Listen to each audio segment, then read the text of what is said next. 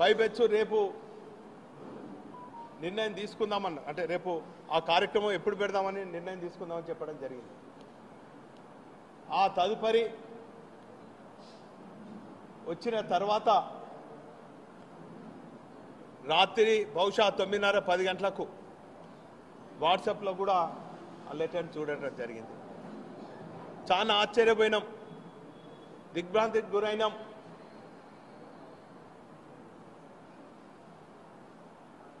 వాస్తవంగా మీ ద్వారా, ప్రజల ద్వారా శ్రీహరి గారిని ప్రశ్నిస్తున్నాం. ఒక తెలంగాణ వాదిగా, బీఆర్ఎస్ పార్టీ కార్యకర్తగా, ఒక గులాబీ సైనికునిగా ప్రశ్నిస్తున్నాం. ఒక జిల్లా పార్టీ అధ్యక్షునిగా ప్రశ్నిస్తున్నాం. నాయనా శ్రీహరి గారు, నువ్వు ఏ పార్టీలో ఉన్నా కూడా అహంకారంతోని, అణచివేత ధోరణితోని గతంలో ఉన్నటువంటి పార్టీలో కానీ ఎంతమందిని బలిపశు చేసిన ఉన్నటువంటి విషయాన్ని ఇన్ని ఏళ్ళు వచ్చినాయి, నీకు సుమారు 75 ఏళ్ళ దానికి వచ్చినావు. ఇప్పటికైనా కూడా ఆత్మ పరిశీలన చేసుకోవాలి. నీ స్వార్థం కోసము, నీ రాజకీయ భవిష్యత్తు కోసం కుట్రలతోని, కుతంత్రాలతోని ఏ పార్టీలో ఉన్నా కూడా నీ స్వలాభం కోసం, నీ రాజకీయ ఎదుగుదల కోసము ఆ పార్టీలో ఉన్నటువంటి నిస్వార్థంగా పనిచేస్తున్నటువంటి కార్యకర్తలను, నాయకులను అణచివేస్తూ అహంకారపూరితంగా చేసినటువంటి కుట్రలు ఎన్నో ఉన్నాయి. గతంలో టీడీపీలో పనిచేసినప్పుడు చంద్రబాబు గారిని బ్లాక్మెయిల్ చేసి ఎన్నో పదవులు తీసుకున్నాం. ఆ పార్టీలో పనిచేస్తున్నటువంటి కార్యకర్తలను, నాయకులను ప్రత్యేకించి నీ సామాజిక వర్గం, దళిత వర్గాల నాయకులను ఎదగకుండా అనేక నిర్బంధాలు చేసి, కుట్రలు కుతంత్రాలతోని చాడీలు చెప్తూ నాయకత్వానికి తప్పుడు సమాచారం ఇచ్చి వారి రాజకీయ భవిష్యత్తు లేకుండా చేసినటువంటి నీచమైన, నికృష్టమైన చరిత్ర నీదని కూడా ఈ సందర్భంగా తెలియజేస్తున్నాను. అయినా 2013లో తెలంగాణ ఆనాటి ఉద్యమ నేత కేసీఆర్ గారు తెలంగాణ కోసం గొంగడి పురుగునైనా ముద్దు పెట్టుకోవాలని చెప్పి ఆ రోజు తెలంగాణతోని, ఆనాటి ఉద్యమ నేతతోని నువ్వు సంప్రదింపులు జరిపి పార్టీలోకి వస్తాను, తెలంగాణ వాదాన్ని కట్టుబడి ఉంటాను, టీఆర్ఎస్ పార్టీ కట్టుబడి ఉంటాను, మీ నాయకత్వాన్ని బలపరుస్తూ పార్టీ పటిష్టత కోసం పనిచేస్తా అని చెప్పి ఆ రోజు నువ్వు చెప్తే కేసీఆర్ గారు ఆదేశిస్తే నేను ఒక గులాబీ సైనికునిగా గతాన్ని మర్చిపోయి, నీ నీచమైన చరిత్రను మర్చిపోయి, నీ నికృష్టమైనటువంటి చరిత్రను మర్చిపోయి, నీ అహంకార చర్యలను కూడా మర్చిపోయి నిస్వార్థంగా నీ ఇంటికి వచ్చి పార్టీలోకి ఆహ్వానించడం జరిగింది. నాతో పాటు బీఆర్ఎస్ పార్టీ వర్కింగ్ ప్రెసిడెంట్ అయిన కేటీ రామారావు గారు, మేము ఇరువురం వచ్చినాం.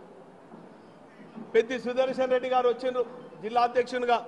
మేము నిస్వార్థంగా పార్టీ బలోపేతం కోసం, తెలంగాణ కోసం ఈరోజు నిన్ను ఆహ్వానిస్తే తిరిగి అదే నైజంతోని, అదే కుట్రలతోని, అదే అహంకారపూరితంగా ఈ పార్టీలకు కూడా వచ్చి ఈ పార్టీలో నిస్వార్థంగా పనిచేసినటువంటి అనేక మంది నాయకులను కూడా వారు పార్టీ నుంచి దూరమయ్యేదానికి కారణం నువ్వే అని కూడా ఈ సందర్భంగా తెలియజేస్తున్నాం. అందులో పెద్దలు విజయరామారావు గారు అయితేనేమి, డాక్టర్ పర్వేష్ గారు అయితేనేమి, అంతకుముందు ఉన్న దుమ్మడి సాంబయ్య గారు అయితేనేమి, మొన్నటికి మొన్న ఫస్ట్ దయాకర్ అయితేనేమి, ఆరూరి రమేష్ అయితేనేమి,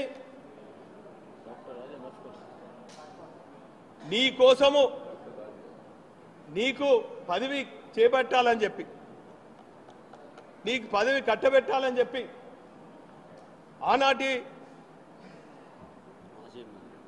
పెద్దలు, ఉద్యమ నేత, బీఆర్ఎస్ పార్టీ అధ్యక్షులు కేసీఆర్ గారు సిట్టింగ్ ఎమ్మెల్యేను కాదని కూడా ఆత్మీయ సోదరులు డాక్టర్ రాజయ్య గారిని ఒప్పించి మెప్పించి నీకోసము గన్పూర్ సిట్టింగ్ సీట్ను కూడా త్యాగం చేసి ఈరోజు నీకు ఎమ్మెల్యే గిరి ఇప్పించడం జరిగింది. ఇదే కాకుండా ఇప్పుడున్నటువంటి పరిస్థితుల్లో పార్టీ నాయకత్వాన్ని బ్లాక్మెయిల్ చేస్తూ నేనేదో పెద్ద నీతి నిజాయితీ నిస్వార్థ పరుణని చెప్పి నీ బిడ్డ కోసము బ్లాక్మెయిల్ చేసి అధిష్టానాన్ని కూడా మేమందరం కూడా ఒప్పించి మెప్పించి ఏదో సీనియర్ నాయకుడు అని చెప్పి మీ బిడ్డ అభ్యర్థిత్వాన్ని కూడా ఖరారు చేసి వారి గెలుపు కోసం గత కొన్ని రోజుల నుంచి నీ పైన వ్యతిరేకంగా అనేక వర్గాలు అనేక సంఘాలు అనేక వ్యక్తులు దళిత సంఘాలు కూడా నీ అభ్యర్థిత్వాన్ని నీ బిడ్డ అభ్యర్థిత్వం వ్యతిరేకించినా ఒక గులాబీ సైనికునిగా పార్టీ పటిష్టత కోసము పార్టీ ఆదేశం మేరకు అందరితోని బతలాడి వారందరినీ కూడా ఒప్పించి మెప్పించే క్రమంలో నువ్వు ఒక ప్యాకేజ్ మాట్లాడుకొని రాత్రికి రాత్రి నువ్వు కాంగ్రెస్ పార్టీతోని కుమ్మక్కై ఈరోజు కుట్రలు చేసి ఒక దొంగ లెటర్ను సర్క్యులేట్ చేసి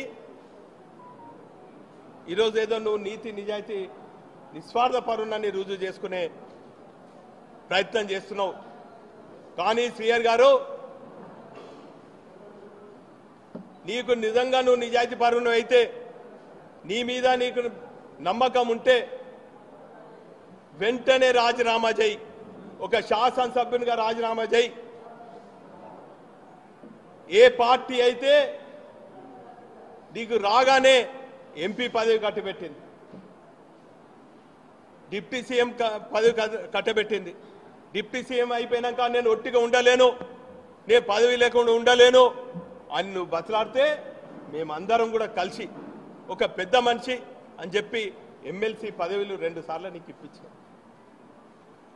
అయినా నువ్వు చేసే నీచమైనటువంటి చర్య ఇదా? ఒకవేళ నీకు ప్రజాబలం ఉండి బీఆర్ఎస్ పార్టీ లేకుండా నువ్వు గెలవాలని నీకు ఆత్మవిశ్వాసం ఉంటే వెంటనే ఈ క్షణమే నువ్వు రాజీనామా చేసి నువ్వు ప్యాకేజ్ మాట్లాడుకున్న కాంగ్రెస్ పార్టీలకు పోతావా?